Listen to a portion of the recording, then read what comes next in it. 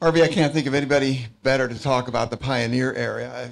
After that introduction, everybody should uh, be clearly understand how important it is and how perfect you are as the speaker, as someone to talk about the Pioneer era. Excuse me. Um, 5 generations. That's incredible. The first non-native person to be born in this area. That's amazing. Tell me more about the Pioneer families and what brought them here. Sure. So, good morning, everyone. Thank you so much for being here. I'm delighted to see so many people want to learn about local history. So, the pioneers all came for different reasons. My family came because of tuberculosis had killed several family members, and for health reasons, they moved from Chicago right after the Great Fire in 1871. But more than anything, I think the early pioneer families, while they came from different areas for different reasons, it was during the period of Republican Reconstruction. If you remember that 10-year period after the American Civil War, when the despised carpetbaggers from the North, like my family, came and settled in the South. And Florida was the least populated state in the Union. We had no infrastructure here whatsoever. It was a wild, untamed jungle frontier, inhabited really only by Seminole Indians. And so they all came for different reasons, probably running from something, not that far off from some of South Florida's population today. And but one unique characteristic that I've always found interesting is we had a fairly integrated society in our community from the beginning, which is extraordinary if you think about it. We were in the Deep South, former Confederate state, a decade after the American Civil War, and we started a relatively integrated community. And I attribute that to two things. Number one, most of the early pioneer settlers here were Union Army veterans, including my great-great-grandfather, including William Linton and David Swinton, the founders of what is today Delray, Major Nathan Boynton, the founder of Boynton Beach. All of these folks were Union Army veterans, and that I don't think they just fought a war for equality to come down here and start a segregated community. So I think that was big reason number one. And big reason number two is it was such a hard, hard scrabble, tough life here. There were no doctors, hospitals, nurses, police officers. There was no one here. Everyone had to be self-sufficient, independent. So I don't think they had time to care about what color, what religion, what your story was. Everyone had to pull together. So when it was time to build my house, I needed your help. And when it was time to build your house, you needed my help. And to me, that's one of the most remarkable parts of our local history. And I could cite some examples later during Q&A if you'd like to hear them that illustrate what I think is extraordinary in American history, that in the Deep South, we had a community that was largely integrated, appointing African Americans and females. And remember, females wouldn't even be allowed to vote in this country until the 1920s. But in the 1880s, the white men were getting together and choosing a black female to be their leader. So pretty extraordinary stuff. West Palm Beach had a Jewish mayor in the early 1920s when Jews could not get elected to any office in Florida at the time. And I think that really illustrates, John, the specialness of our community compared to the other parts of the Deep South. And it's a story that has not been told well enough. I agree. Great point, Harvey. Thank you for bringing that up. What was life like around the lake for the pioneers? When you look at the history books, it looks very idyllic. Lake Worth, the body of water, not the city, but the body of water was crystal clear, and my family drank from it, and it was teeming with fish and oyster beds and sounded very idyllic. But the reality is it was really hard. It was completely separated from civilization. The nearest civilization was Key West or Jacksonville, which was a week-long boat trip if you had a fair wind at your back. So it was hard. A lot of infant mortality. My great-great-grandparents had 6 children. Only 2 of them lived to adulthood. So it was a hard, really tough life that we don't see in the beautiful photos that have been handed down. How did Palm Beach get its name? And what other names were considered? Yeah, so Gopal alluded to that in my bio. In January of 1878, so this time of the year in 1878, a Spanish ship called the Providencia ran aground about where Mar-a-Lago and the B&T are today. And there were a few pioneer families who arrived on the scene, saved the captain, saved the crew. No one died, no one was injured. They were later picked up by a passing vessel, and it was left to the local pioneers under U.S. salvage law to take whatever they wanted, which they did. They ate all the food, they drank all the booze. There was a lot of booze on board, by the way, so it was a big party for a long time. And when they all sobered up, they started to strip all of the valuables, which were metal, brass, copper, nails, lumber.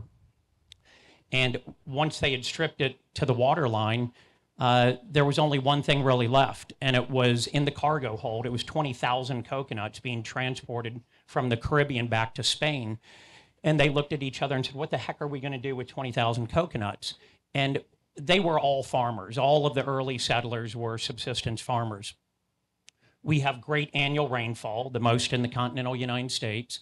You can grow crops year round, but our biggest challenge wasn't that we couldn't grow things, it's that they wouldn't survive to make it to market. So if the nearest market was Titusville, Jacksonville, Key West, by the time your wind-powered sailing vessel got your produce there, it was spoiled and they couldn't make any money. Coconuts were the solution. So they looked at it as a good farming opportunity, and they planted these all over the barrier island so that they would have a cash crop that could make it to market before they spoiled. So that was my family and two other families that did it. I'll tell you who the other two were. A man named Hiram Hammond, who actually took the first homestead claim in what is today Palm Beach County. If you know where the Colony Hotel is in Palm Beach, it's on Hammond Avenue. That's where Hiram Hammond's homestead claim was. And the other was the founding father of Palm Beach, Cap Dimmick. So Cap Dimmick's family, our family, one of the Laneharts maybe, we divided up the coconuts, we planted them all over the barrier island, went about our business, turned out to be a good cash crop, by the way. But then about a decade later, when we finally had enough people living here to justify our first post office, they had to give it a name. And they looked around at this vast plantation of coconut palms that had grown up from the wreck of the Providencia the prior decade, and they said, why don't we call it Palm City? So they sent that name away to the U.S. Postal Service and went on about their business. And a month or so later, they received a notice back that Palm City had already been taken by another post office. You better come up with a different name. And so they hastily called a meeting, and it actually was not a local who made the suggestion. It was a tourist who came here to hunt and fish during the winter season. And he said, why don't you just call it Palm Beach? And they were in a hurry to come up with a name. And they said, yeah, what the heck, let's make it Palm Beach. And they sent that back. And that had not been taken, fortunately. So the post office became the Palm Beach Post Office. And a few years later, when a town grew up around it, the town took the name. And of course, Flagler's grand vision for the community included an area in the wilderness west of the lake, and they very cleverly called that West Palm Beach, west of Palm Beach. And then in 1909, when we finally broke away from Dade County and created our own county, it took the logical name. So all three of those place names directly derive their name from the wreck of the Providencia. And I'll also note that all the palms that are indigenous to Florida, and they're all the way around us, coconut palms are not indigenous. They're an exotic. And the single largest introduction of them was the 1878 shipwreck. And I find it interesting that almost every municipal seal in the county, pick your city, they all have a coconut palm on it. And I'm afraid to tell them, you might as well put a Melaleuca tree or a Brazilian pepper on it because it's an exotic. Thank you, Harvey. That's terrific.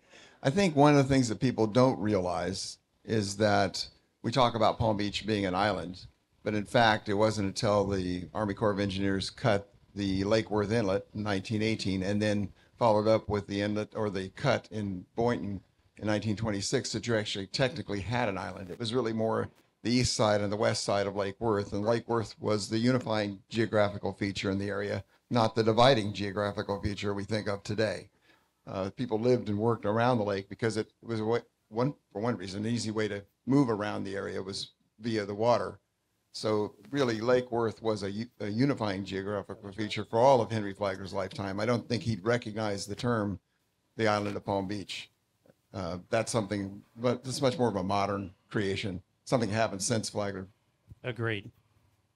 Um, By the way, all of the early settlement was around the water because it was the only mode of transportation and commerce. There was no railroad, and the intercoastal waterway had not been dredged, no inland road. So everyone had waterfront housing back then. It was the most desirable location back then, and it remains the most desirable. Exactly, location. not the oceanfront, but Yes. the lakefront. Yes. In fact, I like to point out that there's a doorbell at the Grand Ballroom at Whitehall, because that was, before the hotel addition was built, the back porch of Whitehall. And I got to believe there's as much traffic coming to visit Henry Flagler at Whitehall via the lake and ringing the doorbell at the Grand Ballroom rather than the front door we think of today from the land side. Just That's a interesting. different world, yeah. Well, when we get to the Henry Flagler era, I think that I should just start out by saying, I think most of what we think we know about Henry Flagler is not actually correct. There's a whole lot of misinformation or slight misunderstandings about the Flagler era. And I have to start with, and it's probably because Henry Flagler avoided the press like crazy. He had learned through his experiences with Standard Oil that he would rather avoid the press as much as possible. In fact, in 1890, there was a rumor that he was about to start a newspaper, and he said, "There's not a particle of truth in the rumor that I'm about to start a newspaper. If I had to take my choice between a den of rattlesnakes and a newspaper, I think I'd prefer the snakes." But then he did found the Miami Herald. Well, he learned that's right. He did learn here in Florida that a better maybe way to control it was to become a silent partner or to own the paper outright so he could keep himself out of the papers as much as possible. But he learned as a developer he needed to really fly below the radar. So a lot of what we think we know about Flagler is really a misunderstanding of or not a lack of understanding of what he was up to behind the scenes. So there's a good reason to believe that in 1891 he met with Jefferson Brown, who was the president of the Florida Senate and from Key West. He met with him on the east coast of Florida to secretly work out an agreement to let any charter to build a railroad to Key West expire, and when those had expired, they would issue, the Senate would, and the legislature in general would issue only one charter, and that would be to Henry Flagler, because the legislature believed only one person could actually accomplish that. So when we think about Henry Flagler tripping down the coast, well, I got this far, I'll go a little further, and then finally he winds up in Palm Beach. I think that's the wrong way to look at it. I think before Henry Flagler ever left St. Augustine, he was thinking about going to Key West and wanted to keep his options open. And in order to do that, he needed to fly under the radar and acquire property as inconspicuously as possible. So when you hear the story about Julia Tuttle sort of hoodwinking Flagler into buying half the land in Miami by giving him half and then cutting up into a checkerboard pattern so he'd have to buy the other half, my view of it is he was probably laughing himself silly because he was going to buy the land anyway. He just got half of it for free. He was on his way to Key West. She just didn't know it. So that gives you a sense of the big vision Flagler had for Florida before he hardly even got started, certainly before he got to Palm Beach and this area. I have a question for you, John. So I think most people know Henry Flagler, the industrialist, the visionary of Florida, but what was he like as a person? I know you've researched his personal life, and we're probably all curious, what kind of guy was he? He wasn't the person we think of him. I mean, he was a hard-charging businessman. Businessmen of that period were very much of the mindset that the future belonged to the fittest. They really adopted or misadopted Darwin's ideas about things progressing towards some form, survival of the fittest and all that. And so in the early years of capitalism, that's how they looked at things. So keep in mind, there wasn't a handbook on how to do capitalism. We've been working that out now for 150 years. So they, being people of their time, just wrapped their brains around the idea of capitalism and used the ideas of Darwinism as they understood it and applied it to business. So he could be a hard-charging businessman. But even as a businessman with Standard Oil, when he was in charge of all the mergers and acquisitions, he would offer anybody who they wanted to acquire, any refinery they wanted to acquire, the option of taking stock or money. And he would always advise them to take at least half of it in stock. Those who did were very happy, by the way. Those who didn't weren't so happy. But he tried to be fair with people in his business dealings, but he wasn't a fool about it. He was hard charging, but he also tried to be fair. I've also always been curious, and especially in light of what you said, that it might have always been part of his master plan to get to Key West. What attracted him to Palm Beach and West Palm Beach as opposed to anywhere else? His next hotel up the line, I believe, was Ormond Beach, right? So Right. There's a lot of geography between Ormond Beach and Key West. Why us? Why here? Well, it would be that along the way on a route to Key West, of course. But he could have picked any other spot. He could have. When he was introduced to the area in 1892, what he found was the east side of the lake was one gigantic coconut grove of thousands of acres. And to him, that looked like paradise. And you can tell from the plantings here in the square and the remaining coconut, the only coconut grove left in Palm Beach, by the way, is at the museum, on the south side of the museum. When you walk into a coconut grove, it has its own microclimate. There's always a little breeze. It's always much cooler. And so for him, it just looked like one giant area that looked like paradise for him. So he immediately decided that the east side of the lake was where he would want to build a hotel. He built the world's largest wooden structure and the largest hotel, the Hotel Royal Poinciana, on the east side of the lake in that coconut grove. And the west side of the lake, it looked to him like a blank slate, a perfect opportunity to create a city from the ground up, from the sand up. And he did. His view for the opportunity looked like to him an opportunity just to create something whole cloth. He wasn't coming into something that existed. He was coming into a situation that he could create from the ground up, and that was very appealing to him. So he laid out all the streets in West Palm Beach and named every street, including the one we're sitting on, Rosemary. He named every single street, laid it out in a grid pattern, and built the city from the ground up, and invested more of himself in West Palm Beach than any other city he was involved with. So tell us about his vision for West Palm Beach. Gopal and I seem to agree that maybe we're seeing his vision executed, but what was his vision? Well, first of all, when he came to this area and he looked at West Palm Beach, he said it was a forlorn-looking country, but I just thought it was a good thing. And I think he decided it was a good thing because it was a blank slate. In fact, locals described it in a local publication as, let's see, I've got all these quotes here because I don't want to misquote anything. A stretch of the whitest sand, 2 lines of steel rails, a few acres of pineapples, a couple of houses, and scrub on every side. That's how it was described at the time. But Flagler looked at the east side of the lake and said, I often wonder if there's anything in the other world so beautiful as this. So one side was paradise, the other was an opportunity to build a thriving city from the ground up. Didn't I hear a quote from him once that he thought West Palm Beach would be as big as Jacksonville and that St. Augustine would just be a way station along the way to get people to West Palm Beach? Exactly. And mind you, Jacksonville was one of the largest cities in the South at the time. So Jacksonville was what you would compare yourself to if you were talking about big city. We don't think of Jacksonville that way today, but in the mid to late 19th century, Jacksonville was it. Right. Well, at the time he made that quote, Jacksonville had just barely eclipsed Key West as Florida's largest city. Can you imagine? Key West, our southernmost extremity, was the largest city in Florida for the longest time. Yep. And the wealthiest city in the nation per capita, by the way. So it's truly amazing. But when he made that quote, and let me see if I can find the exact quote for you. Here we go. First of all, let me give you a little background. He laid out the streets in Palm Beach in 1892. They incorporated in 1894. In between, in 1993, he laid out the streets and named every one. And he said, in a few years, there'll be a town over there as big as Jacksonville, and St. Augustine will be a way station on the way to it. And when you think about the fact that he put so much into St. Augustine at that time, he created that area we think of, historic St. Augustine, to have put so much of himself into St. Augustine and to predict that this piece of sand here was going to one day eclipse St. Augustine. It'd just be a way station on the way to it. Gives you some sense of the hope and the vision he had for West Palm Beach. And he wanted to be buried in West Palm Beach. He did. He had a cemetery built. I got to refer to my notes. Of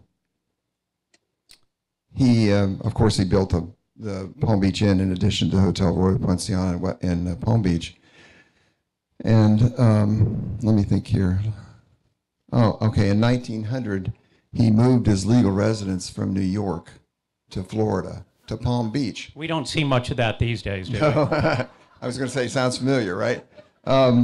So he moves his legal residence from New York to Palm Beach in 1900, not to St. Augustine, to Palm Beach.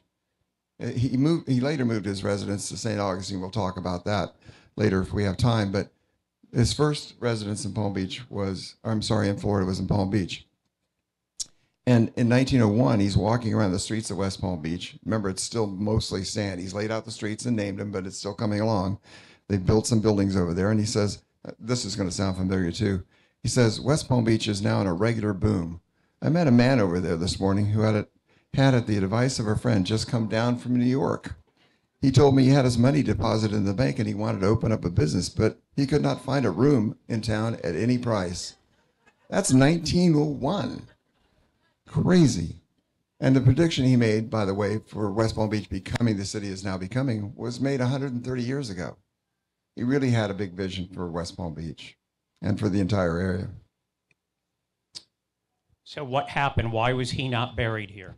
What's the real story? Let me go back. Yeah, I was going to find it. In 1904, he built Woodlawn Cemetery, and he named it Woodlawn, I'm sure, because that's the cemetery across from the Norton Museum of Art. Right across from the Norton. He'd actually examined 3 potential sites to build a cemetery where he planned to be laid to rest for eternity. He named it Woodlawn, I'm sure, because Woodlawn was the name of the cemetery in New York where he laid to rest his first wife and his daughter. And I think he planned to reinter them here in West Palm Beach eventually. So why wasn't he? That's a great question.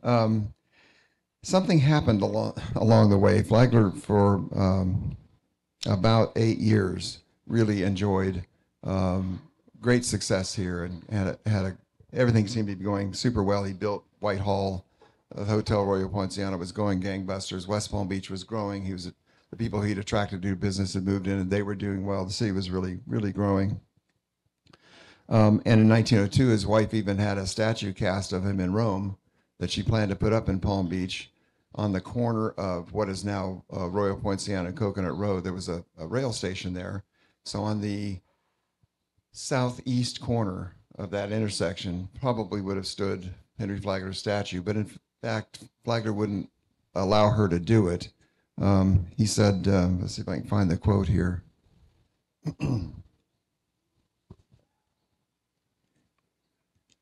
He was a fairly modest man, by the way, about those kinds of things. I don't see the quote here. I must have left it out. Anyway, he built the Woodlawn Cemetery in what was a pinery or pineapple field at the time. But between 1904 and 1905, something happened. And it's my contention, I found a little bit of reference to it in the Tropical Sun, one of the newspapers here, reference to the Law and Order League.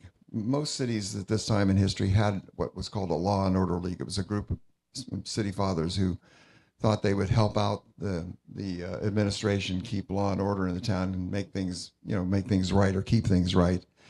There was one formed in West Palm Beach, and they took a dislike to Henry Flagler. So in a very short time, as West Palm Beach is growing up into a city, the group of business people, I think, looked across the lake and started to see it as a dividing geographical feature and looked over at the largest hotel ever built, looked at Whitehall, started to become jealous, I think, of Henry Flagler and started to oppose everything he tried to do in Florida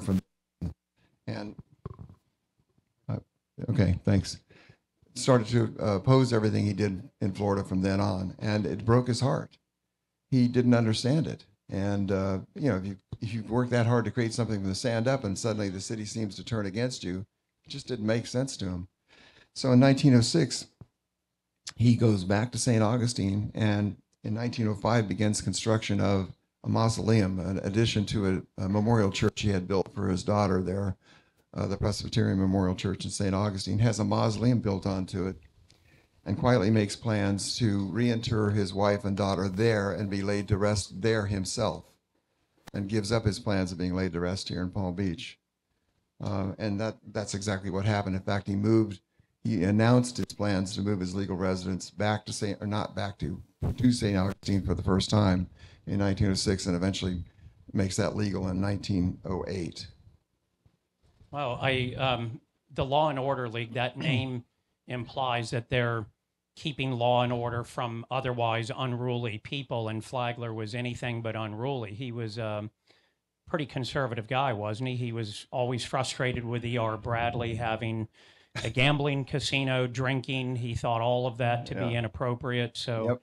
I kind of find it hard to believe that he, the Law and Order Society found him to be lawless, but I guess it was jealousy. I think it was jealousy, and we do have in our archives a letter from Flagler to Cap Demick saying, you need to shut down Bradley's casino. I refuse to provide the grist for Bradley's gambling mill. He lost that fight. It didn't work. He wasn't able to move Bradley out. Now Bradley was able to, he built a church and funded that and did a few other things in town that burnished his reputation. And by the way, that statue of Flagler sat in a warehouse in what is now Bradley Park in Palm Beach until Mary Lilly moved it up to St. Augustine in 1916 and dedicated it at the rail depot there. And it was later moved to Flagler College, where it sits today. But we do have a statue of Flagler at that intersection today. Thanks to Rob Hankey, we have a statue there about where it would have been, close to where it would have been. Intended to go. And one in downtown Miami where he donated the land for the courthouse. And one in Key West. We've been busy planting them all over the place. And incidentally, speaking of his modesty, Miami, it was proposed to name that community Flagler, and he did not want it named after him, which is how it became Miami. No, he would, no. Which was pronounced Miami. Miami. That's right. If you look at the old maps, it's Miami. Here, these old Floridians refer to it as Miami. They're not just being cute. That's actually one of the names that was in play for a long time. Let me tell you something about, let me give you a quote about the statue, because I think it's hilarious. By the way, his comment eventually became very philosophical about the whole thing, and when interviewed, he chalked it up to jealousy. Here's what he said: "I've studied the price men pay for success, the loss of health or of character or of reputation, and I find that all men who win success, no matter how they win it, are always met with envy." So I think he just chalked it up to envy ultimately. John, one of these quotes, which I think is very prophetic, is that he did not expect to reap any monetary benefit. And if you'd share that quote, he invested his fortune, which I imagine a lot of his peer group of Astors and Vanderbilts and Rockefellers thought he was crazy, building the largest hotel in the world in the middle of a jungle, for which there was not even a railroad to get people here when the hotel was finished. He was not trying to make more money, was he? He was trying to execute on a vision. I don't know if you. Yeah, he was. Quote. Well, he said if it wasn't for Florida, I've been quite a rich man today. Said that in 1910. And when he was asked to become an investor in one project or another, which he was asked all the time to do, on one occasion he said, "I've made a stupendous ass of myself by the expenditures of such a large amount of money in Florida. I find I have nothing left at present to invest." Wow. Yeah. And then the Overseas Railroad put him even closer to the brink of running out of money. It did. He had to issue bonds, gold bonds. And the first purchaser of those gold bonds was none other than J.P. Morgan, who bought $1 million bond, 4.5% interest to be repaid in gold. Because Morgan could find no flaw in the way Flagler did business. He tried to take over every other business he could get a hold of, but he didn't bother Flagler and Rockefeller. He invested in them, in Flagler, in fact. You referred to another quote. Yeah, I can read it if you'd like it. No, I think I've got it here. Yeah. You're talking about the one, "I do not expect." Yes. I've always found that prophetic. Flagler said, "I do not expect during my lifetime to get any monetary gain from the vast expenditure of time, money, and thought that I am making in Florida. If I'm spared long enough to carry out my plans, I shall be satisfied. I've been singularly blessed in my business career, and I feel that where a man has been blessed with more than usual success, he will be held responsible to his maker for the use of that money is put to. Others have built churches, libraries, and schools. These will pass away with time, and the givers will be forgotten. But the building of the Florida East Coast Railroad and the opening of the wilderness will not, I am sure, be effaced by time, but rather will grow in value as the years go by and as people come in and possess the land. I'm confident the railroad I'm building will in time become the most valuable railroad property in the world. Isn't that an incredible quote? I mean, to envision 120 years ago what this would become.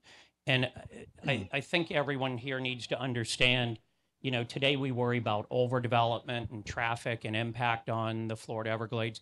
At the time, Florida had precisely the opposite problem. We had no people, no GDP. The state legislature and a series of governors went out of their way to incentivize people to come into Florida and drain the Florida Everglades and dig the St. Lucie Canal and the Palm Beach Canal, New River, Miami, Caloosahatchee canals, and drain it and put it to, you know, better use. And in fact, they gave railroad builders free land if they would build a railroad. We had no transportation infrastructure whatsoever. Well, actually, free swamp in this case. Yeah, free swamp. And so, you know, Flagler was doing exactly what the state wanted him to do. And interestingly, his railroad, which is still used today, in North Florida, which was considered valuable land. South Florida wasn't considered valuable. You were up to your kneecaps in water for part of the year, so no one really wanted to be here. But everyone wanted to be in North Florida, where you could grow cotton and tobacco and pine. Guys were building railroads to nowhere, no destination, because the legislature would give you free land, a section of land, 640 acres for every mile of railroad that you built. So they were just building railroads into the woods that had no ending point to get the free land so they could start another tobacco or cotton plantation. Flagler and Plant's railroads actually served a viable purpose. Yeah, in fact, when he was asked later on why he invested so much in Florida, he said, I'll tell you, he said, the hardest problem a man has is how to help other people. This desire comes when a man has more than enough of his own needs. I've come to the conclusion that the best way to help others is to help them help themselves. So his way of being philanthropic was not to give away so much money as to try to create an infrastructure that would create an economy and create an opportunity for people to come and live in a place that he considered paradise. So there's parts of Flagler's life that I'm not sure everyone's aware of. Everyone knows about the railroad and the Grand Resort hotels, but most of you may not know that what we today call the Intercoastal Waterway was actually a private enterprise called the Florida East Coast Canal Company. And it had been tried and failed many times over by many folks to dig an inland canal that would be a safe passage for travel and commerce without getting grounded on a sandbar or a coral reef out in the ocean. And they had all failed. And Flagler acquired the company and completed what we today know as the Intercoastal Waterway, which is an extraordinary engineering feat that we still benefit from today. He also gave away seeds to the farmers that were arriving here, and even hired agricultural professors to teach them how to grow in a new climate. And maybe that was partially selfish, because if they grew a lot of crops, they had to put them on his train to send them north. But he was a community builder. I've often heard, I don't know if you can corroborate this, John, that he gave away the building materials so St. Anne's Catholic Church, the first Catholic church in South Florida, and he wasn't Catholic, could be built. So if you know the old St. Anne's building, not the new one, that is supposedly materials donated by Flagler, donation of the land where the Johnson History Museum is today, our first county courthouse, where the Miami-Dade County Courthouse, all of these donations for churches and courthouses. And he was a community builder, and I don't think he gets the credit for it. I think some people see him as a railroad magnate, a hotel builder, but he was a community builder. Absolutely. He believed that every community would need schools, would need clubs, would need churches, and he was happy to donate land for that. That was one of the things he did to build communities, and a big believer of that. Fire departments as well, the infrastructure, electrical systems, water systems are all part of that He could have process. done a better job with the fire department for the breakers because 2 of them burnt down. Well, when you build a large wooden structure, that's one of the risks, right? That's why the breakers isn't wooden today. I did find the quote about the statue, though, which I think is hilarious. He said he wouldn't allow it to be put up, as I mentioned. He said, "I wouldn't dare have it around. It'd be well enough when I'm dead, but alive, I couldn't meet it. I'd be ashamed." So he's a pretty modest guy in some ways. He ended up saying, I prefer to let what I've done speak for me. He never thought he was a great public speaker, by the way. I can identify with that. He really thought his works would speak for him ultimately. And I think they have, and I think they are. In fact, I think we're probably running out of time, Harvey. I'd like to end with this one quote because it's so telling.